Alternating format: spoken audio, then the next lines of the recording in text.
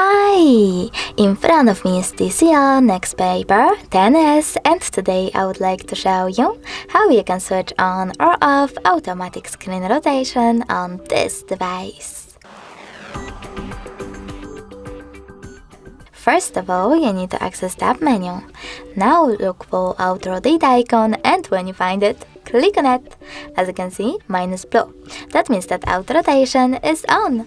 If you wish to turn it off, just click on the same shortcut.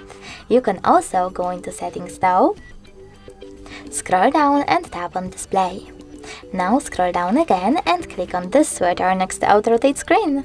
If the switcher is blue, that means that auto rotation is enabled. If you wish to disable it, just click on this same switcher. Thanks so much for watching. If you enjoyed this video, leave a like, comment, and don't forget to subscribe. Bye!